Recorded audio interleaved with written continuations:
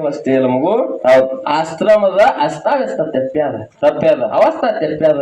ಹೌದು. ಇಲ್ಲಿ ಯಾವಾಗೋ ಇಲ್ಲಿ ಸುಖ ಸೋಯಿದ ಇಲ್ಲ ನೀ ಸಾಯಬದಿ ಹುದ್ದ ಮೇಲೆ ನಿನ್ನ ಕೈಯೊಳಗ ದುಡ್ಡದ. ನಂದೊಂದು ಕೊನೆ ಆಸೆ ಅದಪ್ಪ, ಈ ಆಶ್ರಮದೊಳಗ ಕುಡ್ಲಿಕ್ಕೆ ಒಳ್ಳೆ ನೀರು ಮಾಡು, ಉಳ್ಳಕ್ ಒಳ್ಳೆ ಅನ್ನ ಕೊಡು, ಇಲ್ಲಿ ಒಳ್ಳೆ ಗಿಡ ಮರಗಳು ಹಚ್ಚಿ ಕಿಸಿ ನೆರಳು ಮಾಡು ಅಂತ ಹೇಳಿ ಒಂದೇ ಕೊನೆ ಆಸೆ ಅದ ಅಂತ ಹೇಳಿ.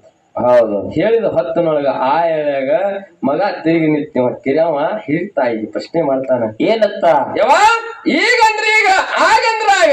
ಹೌದ.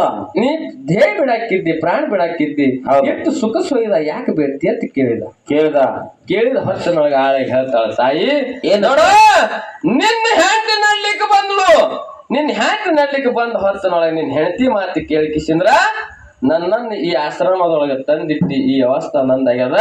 ಹೌದು. ಈಗ ನಿನ್ನ ಹೊಟ್ಟಿಲಿ ಒಂದು ಗಂಡಸು ಮಗ ಹುಟ್ಟ್ಯದ. ಹೌದು. ಅವ್ನ ಲಗ್ನ ಮಾಡ್ತಿ, ಅವ್ನ ಹೆಂಡತಿ ಮನೆಗೆ ಬರ್ತಾಳ, ಅವನ ಹೆಂಡತಿ ಮಾತು ಕೇಳಿ ಅವ ನಿನಗ ಈ ಜೋರಕರ ಇದೇ ಆಶ್ರಮಕ್ಕೆ ತಂದ ಬಿಟ್ರ, ಹೌದು, ನನ್ನ ಗತಿ ನಿನಗ ಬರಬೇಡದು, ನೀ ನನ್ನ ಮಗ ಇದ್ದೋ ನಿನಗ ಹೈರಾಣ ಆಗ್ಬೇಡತಿ, ಈ ಮಾತು ಹೇಳ್ತೀನಿ ಅಂತ ಹೇಳಿ ತಾಯಿ ಹೇಳ್ತು. ಹೇಳಿದ ಮಾತ ಹೇಳಿದ ಕೂಡ್ಲೆ ಆ ಎಳೆಗ ಅರಿವು ಅನ್ನೋದಾಯ್ತು.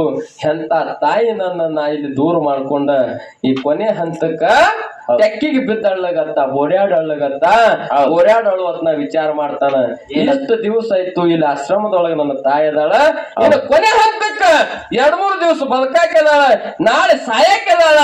ಕೊನೆ ಹಂತಕ್ಕರೆ ನಮ್ಮ ತಾಯಿ ನಮ್ಮವ್ವ ನನ್ನ ಬಾಗಿಲು ಹೊಸ್ತಲಕ್ಕೆ ತಲೆ ಕೊಟ್ಟರೆ ಸಾಯಿಲಿ, ನನ್ನ ತಾಯಿ ನನ್ನ ಮನಿಗೆ ಒಯ್ಬೇಕಂತೇಳಿ ಎದ್ದು ನಡೀತಾಯಿ ನಮ್ಮ ಮನೆಗೆ ಅನ್ಬೇಕು ಅತೀದ ಎದ್ದು ನೋಡುವುದಾಗ ತಾಯಿ ಪ್ರಾಣ ಬಿಟ್ಟಿಳು ಬಂದು. ಹೌದು. ತಾಯಿ ಪ್ರಾಣ ಬಿಟ್ಟಿರು. ಹೌದು. ಸತ್ಯಾಪ್ಸರ ಆಗ ಹೇಳಿದ್ರು ನೋಡ್ರಿ, ಮಿಂಚಿ ಹಾದ ಮಾತ ಚಿಂತಿಸಿದ್ರೆ ಫಲವಿಲ್ಲ. ಅದಕ್ಕೆ ಬಂಧುಗಳೇ ಇಲ್ಲಿ ಏನ್ ಹೇಳುದದ, ತಾಯಿ ಸಾವಿನ ಮನಿ ಒಳಗದಾಳ. ಹೌದು. ಸಾವಿನ ಮನಿ ಒಳಗ ಕೂತಾಳ. ಹೌದು. ಸಾಯಕ್ಕದಾಳ.